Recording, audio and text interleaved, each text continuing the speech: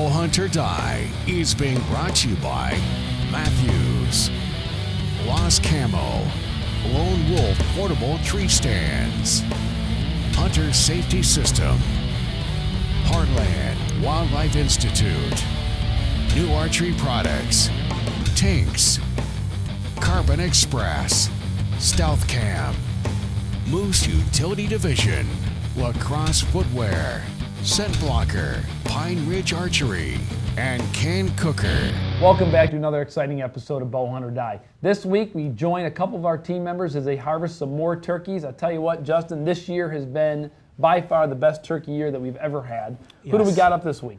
Well, this week we've got Dean Krueger, the turkey slayer, and then we've got Keith out in Nebraska who also shot a bird. You know, we're kind of winding down with the turkey hunts. I literally feel like I'm the only guy on the team that didn't kill a turkey this year, but we do have two more turkeys for you.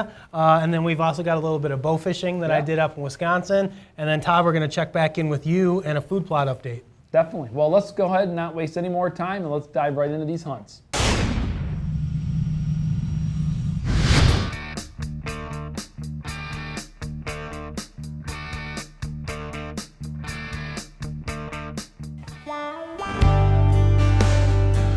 Okay, it's the last week of Wisconsin spring turkey hunting here, and we're going to give it a try here this week. It's a beautiful morning, kind of windy. I have a strut decoy out as a jake, but evidently I don't have the fan pinned in good enough because it was real windy this morning right before daybreak, and the fan is just hanging on, but there's birds out in the field coming across. There's some hens, and it looks like one gobbler, so they're about 300 yards away right now, but with any luck, they're going to work across the field and maybe give us a shot here this morning. So stick with me and we'll see what we can do on the last week.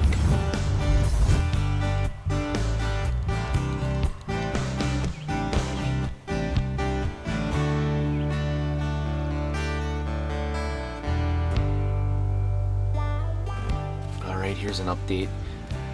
I can't really get much for video of these birds because they're directly underneath the sun to the east of me.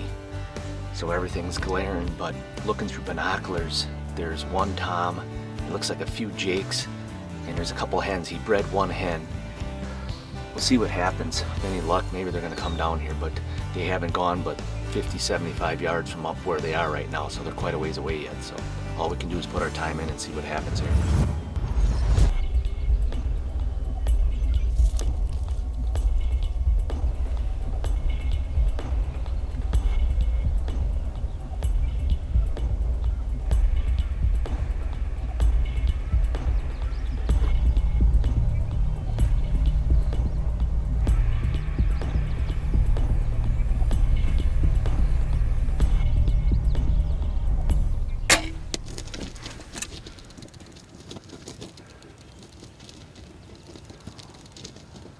Well, as you can see, I shot that tom here this morning, and he was skirting around the back of the decoy a little bit, but I had the pin right on him.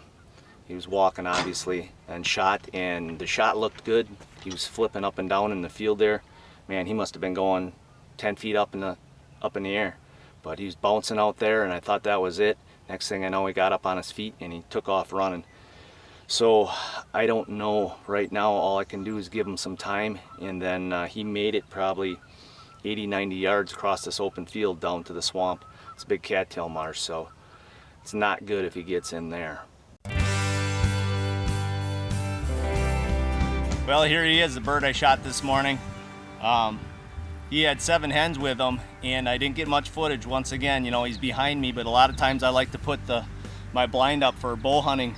I'll put the blind up so the turkeys come in from the side or actually from behind me. That way they're not looking into the blind. So I didn't get much pre-roll on him coming in, but managed to get a shot on him, and we got him.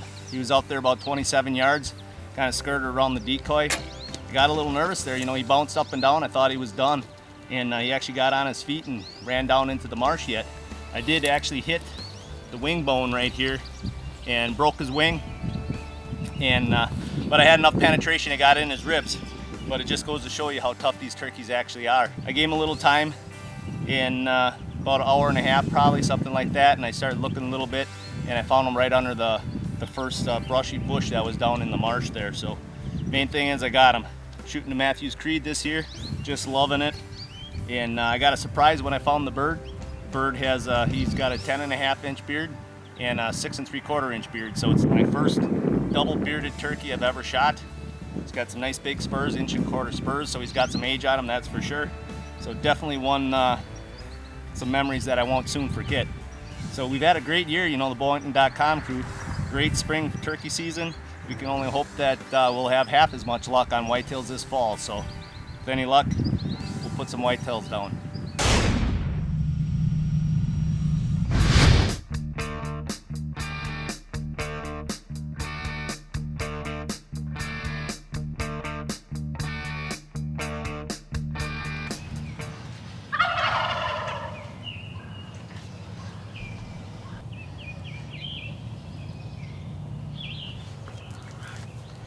Listen to this hen behind me. That's here. That's a pretty good scenario. Hopefully we'll get a tom in here. I hope you can hear that. I'm just gonna let her call. We'll see what happens.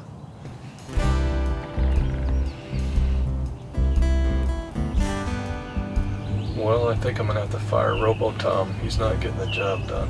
He's just not as pretty as he used to be. Probably have a hard time finding somebody to feel sorry for me, but I just got too many turkeys here. That may sound crazy, but so many hens that still have to be bred. It's pretty tough to call those toms up.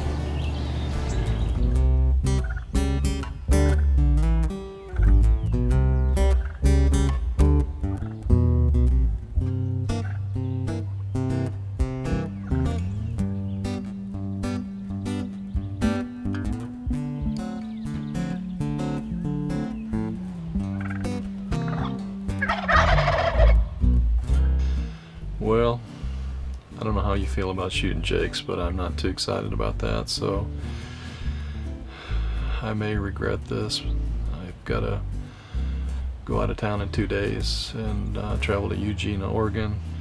I do have a couple days after we get back from Oregon, and I'm going to get out, but I could have taken, any one of those 4 jakes, but to me it's like shooting a small buck. At least I got some by the decoy. I was just disrespecting my decoy, and right after that those 4 jakes came in, so I guess he did his job, but I like him to be able to call in a bigger, longer bearded tom.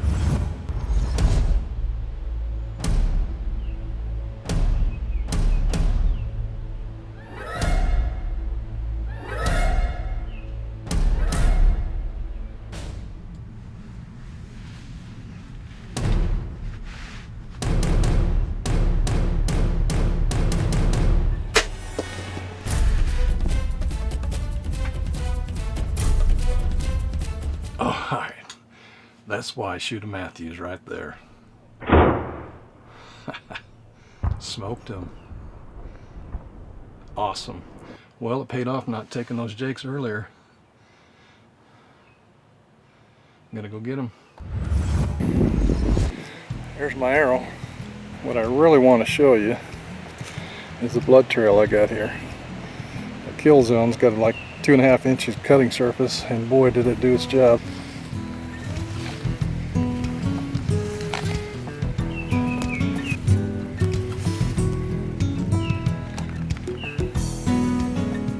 There he is. Well, I was so happy to fit this hunt in this morning because I'm taking off for Eugene, Oregon. My daughter plays for Nebraska softball, and they're just 2 wins away from going to Oklahoma City for the College World Series. I'm so proud of her, and it's family first for me.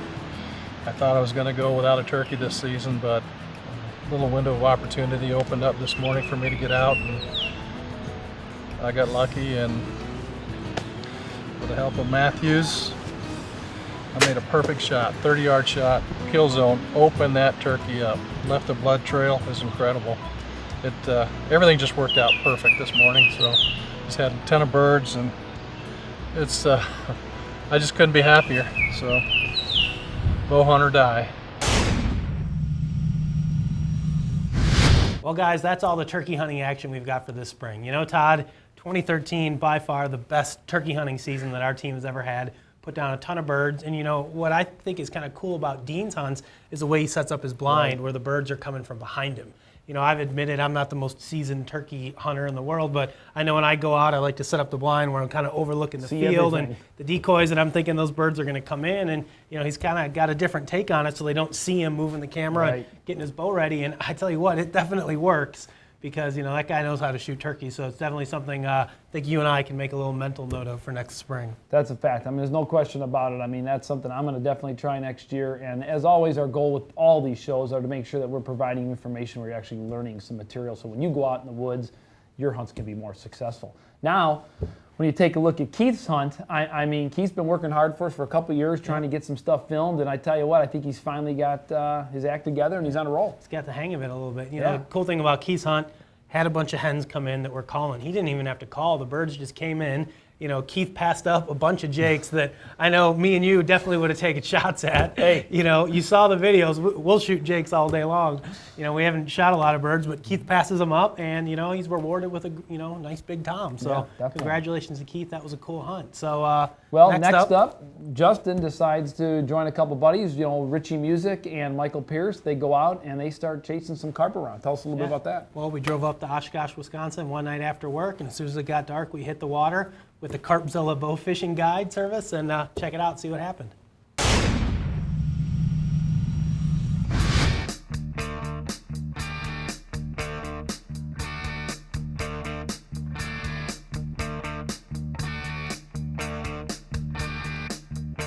All right, guys, here we are. We're up in Fremont, Wisconsin. We're going out with my buddy Justin.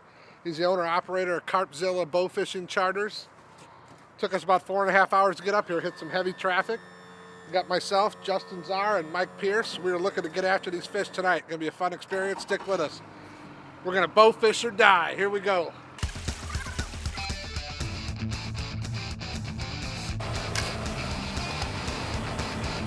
Nice shot. Oh! Yeah!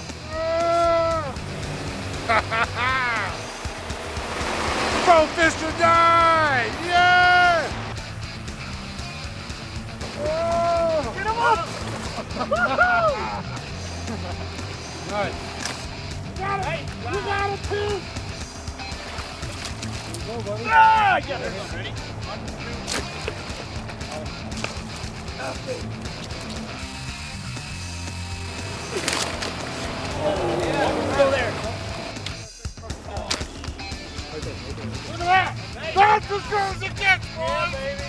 That's as good as it gets. Shoot that guy! Shoot that guy! Ready? Get it! Two of them.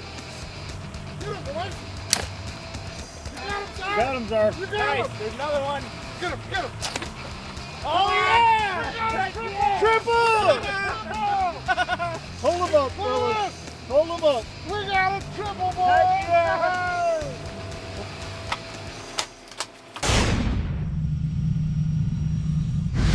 Well, for those of you guys out there who haven't tried bow fishing, it's definitely something you got to do. I tell you what, it's a blast. Whether you go with a buddy out on a boat or you find somebody like, you know, the guy that we went with that's got a boat all rigged up with lights at night. I mean, it's just a blast. I know it doesn't maybe look as much fun on the video as it is in real life. I mean, I've done it a bunch of times now, but I got to tell you, during the summer when the deer season hasn't started yet, turkey season's over with, bow fishing is definitely the way to go, so get out and try it if you get a chance. Well, and geez, I mean, with all the rain we've been getting right now, I mean, some of the flooding in different areas, I mean, I know up in Wisconsin they're getting a lot of flooding. Down here in Illinois we're getting a ton of flooding. A lot of times this also is a perfect time to get out there and find some of those areas that have over-flooded, and you can go in there and find some carp and have a heck of a time. I've got a spot in mind for this weekend. I'm going to go shoot a couple fish if I can get back in there, because we got, I think, 6-7 inches of rain here in the matter of a couple hours the other day, so things are definitely flooded. Great opportunity for bow fishing. Quick question, too, for you, Justin. I guess would be a good thing to bring up. Now, when you're bow fishing, I'm assuming fishing is fishing, you need a fishing license. Absolutely. Okay, so make sure you keep that in mind. If you do decide to grab your bow and you see a carp swimming along and you decide to shoot it in a nearby pond, make sure you have your fishing license for sure, and check with your regulations as always. Next up, We've got myself. We finally make it back out to the property to see what needs to be sprayed after we got all our food plots in, so let's take a look.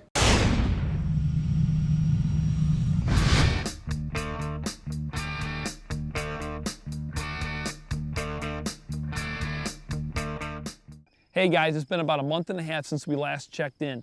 Last time you saw us, we were planting food plots and we were establishing everything we want for this fall during the deer hunting season. Now, this is a critical time. Now is when you want to make sure you're getting everything you want out of your food plots. Some of them may be overtaken by weeds. Some of them may not be looking the way you want them to look. So that's our goal today. I bought a brand new sprayer.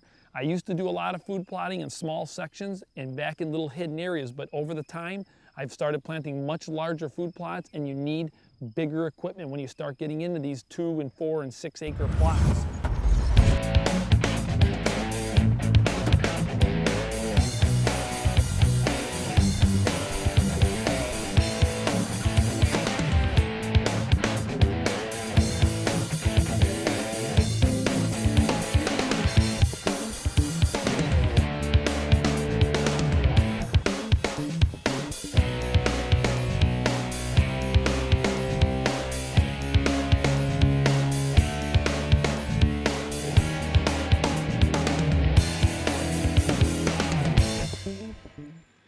Well, we just got done investigating this cornfield here, and the whole top section looks nice and clean, so we're not going to spend any time doing any spraying up here.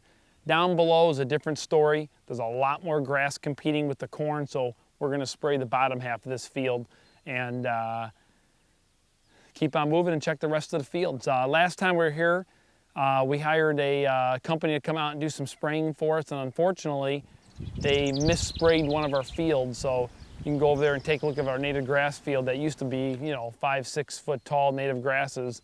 Definitely got set back, but we were able to get back in here and replant it and reestablish it. So in the next couple of years, that will rejuvenate and come back. But let's go ahead and keep with the plan and keep spraying. And then let's get some trail cameras up.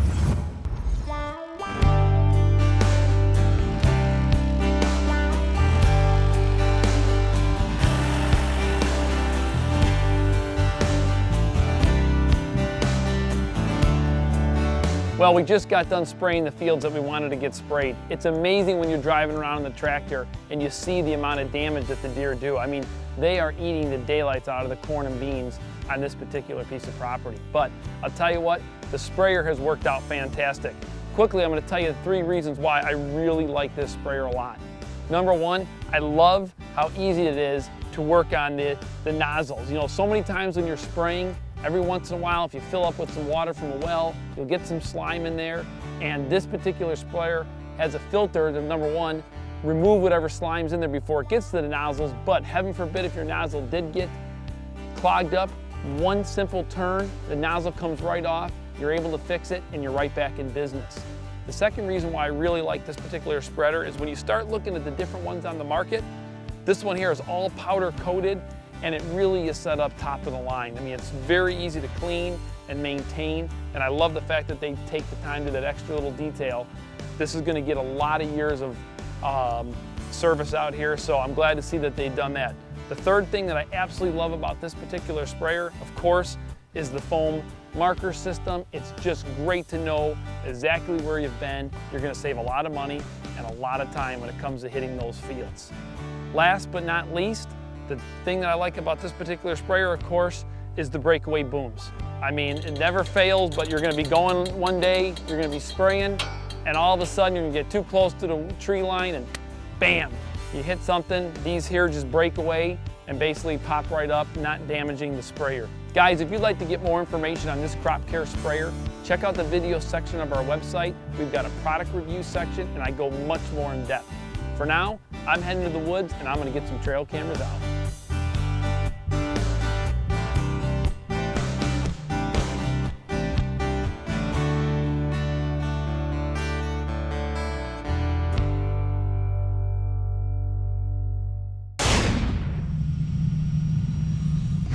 Man, Todd, it's amazing the difference between last summer and this summer. I know last year you were going out to your property, planting plots. It was like a dust bowl out there. We had virtually no rain. Everything was drying up and dying. Now this year, as we already talked about, ton of rain, plants are popping out of the ground. You're spraying, you're doing everything. I mean, hopefully, if all continues to go well, it looks like the food plots are going to be pretty good this fall. Well, you know, Justin, you're right, but you know, you're also wrong in some ways too. You know, we actually, I was talking to a friend of mine. They actually recorded 7 1/4 inches of rain over the weekend. The problem with that is, of course, you only get so much that's actually going to sink in the ground. The rest of it's just running off. So yes, on one hand, you're super excited that yes, your food plots have got the moisture that they need, but at the same time, some of those slow rains that just soak in can always be a lot better. Right. I know you've had a few trail cameras that you've purposely gotten tricky and put them near runways and creeks. It would be interesting to see if your trail cameras are still by those creeks after the rain that we've gotten. But yes, I mean, the food plots have definitely been popping out of the ground. It looks like I should have a good amount of tonnage there for the deer to be able to eat. But again, you just never know what's going to happen. If this turns out to be a year where there's a ton of acorns, in the past I've had a lot of tonnage, a lot of food, but if they're eating the acorns, they're not eating your food plots. So food plotting continues to always be fun. It's always challenging. I think that's the reason why I like it. It's a little bit like deer hunting. You just never know what you're going to get in the end. So yeah, well, we'll just have to wait and find out what happens. So next up, we're going to take a couple seconds to thank the people who sent in their trophy photos for this episode. Andrew Wenzen, Antonio Gutierrez, Ed Lease, and Kimberly Brown. Congratulations, everybody. Those are some great trophies. Now remember, if you want to potentially see yourself right here in an episode of Bow Hunt or Die, all you've got to do is log on to the bowhunting.com homepage, click on the Submit Your Trophy button in the upper right-hand corner, and you may see yourself right here. And before we go, don't find yourself this fall sitting on the couch bumming that you don't have a hunting spot. We've got a great partner with the Hunting Lease Network. They've got leases that are popping up all the time, and you just never know with having a free subscription with them when a lease in your area is going to pop up. Yeah, absolutely. There's a couple that have popped up, you know, in some of the spots where we hunt just recently. In fact, one is pretty much right next door to one of our hunting spots. So they're in great areas. You know, there's definitely opportunities out there to find land to lease, so definitely check them out. It's the Hunting Lease Network. So with that being said, Todd, you know, that's it for this episode. Next show that we're going to have is going to start kind of going into the hit list. Absolutely. You know I put out some of my trail cameras for the first time this year, this past weekend, trying to get some of these bucks on camera. I think a bunch of guys are going to be out this coming weekend. Looks like we got a little cool front coming through, so we got guys that are going to be hanging stands, putting cameras up, and really starting to get ready. I mean, July will be here before we know it. We're less than 3 months away till Wisconsin opener, so it's going to be here before you guys know it. Get those cameras out, because now's the time to start finding your targets for this fall. In the meantime, don't forget to check out facebook.com/bowhunting for daily updates, news, photos, and other exciting information. We want to hear your opinions and your stories, so join us now and like us on Facebook. When you get out here and you start looking at the different food plots, how much deer damage can actually, okay. And when I started looking around, I saw that this company actually took the time down. Got a couple more turkeys that have hit the ground, and we've got some other great stuff. Justin, what else do we got?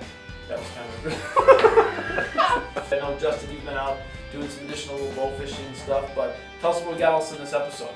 You just said it all.